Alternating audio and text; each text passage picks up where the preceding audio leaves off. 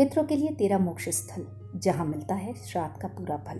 प्रिय दोस्तों, नमस्कार। श्राद्ध संस्कार हिंदू धर्म में पितरों की आत्मा की शांति और तृप्ति के लिए अत्यंत आवश्यक माना गया है। इसमें पिंडदान कहाँ किया जाए, यह अक्सर उलझन का विषय बनता है, क्योंकि लोग स्थान, परंपरा और श्रद्धा के आधार पर निर्णय नहीं ले पाते, जिससे भ्रम की स्थिति उत्पन्न होती है।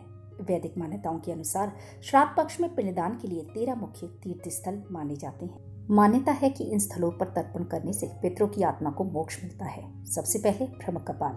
यह स्थल हिमालय पर्वत पर स्थित है। इसे वैकुंठ धाम भी कहते हैं। ऐसा माना जाता है कि महाभारत के बाद पांडवों ने अपने सभी पितरों का पिंडदान यहीं किया था। अलकनंदा नदी के तट पर बसे बद्रीनाथ धाम स्थित ब्रह्मकपाल में पिंडदान करने से पितरों को मोक्ष मिलता है। पिंडदान का यह सर्वोच्च स्थान माना गया है। जगन्नाथपुरी। यह भगवान जगदीश का तारण क्षेत्र है। इसकी स्थापना आदि गुरु शंकराचार्य ने की थी। इसकी भी प्रमुख तीर्थों में गणना की जाती है, इसलिए यहाँ भी पिंडदान करने से पितरों को शांति मिलती है। ओंकारेश्वर। यह स्थान नर्मदा नदी के तट पर बसा हुआ है और यहाँ ब्रह्मा, विष्णु, महेश का निवास माना गया है। मान्यता है कि यहाँ पितरों को मोक्ष अवश्य प्राप्त होता है। पुष्कर। राजस्थान स्थित पुष्कर को तीर्थों का राजा भी कहा गया है। यहाँ पर पिंडदान का अधिक महत्व है। कहते हैं कि यहाँ पिंडदान करने से करोड़ों यज्ञ के बराबर पुण्य मिलता है। हरिद्वार। यह पावन तीर्थ स्थल है। यहाँ हर की पौड़ी पर श्राद्ध करने का विधान है। मान्यता है कि यहाँ पिंडदान करने से पितरों की मुक्ति का मार्ग खुलता है। प्रयागराज। गंगा, यमुना, सरस्वती तीनों पवित्र नदियों का संगम यहाँ यानी प्रयागराज में होता है। यह भगवान भारद्वाज का तपोक्षेत्र है।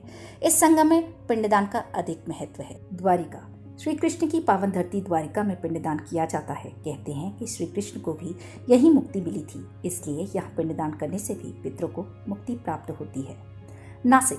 इसे कुंभ क्षेत्र कहा जाता है। यहाँ अमृत की बूंदें गिरी थी। यहाँ भी पिंडदान किया जा सकता है।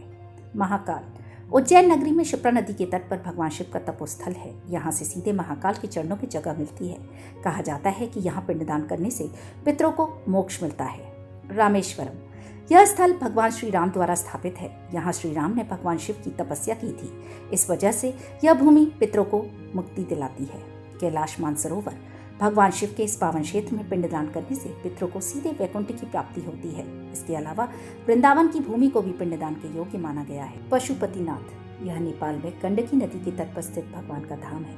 भगवान कपिल ने इस धाम का महत्व बताया है और यहाँ पिंडदान करने से पितृ खुश होते हैं। गया।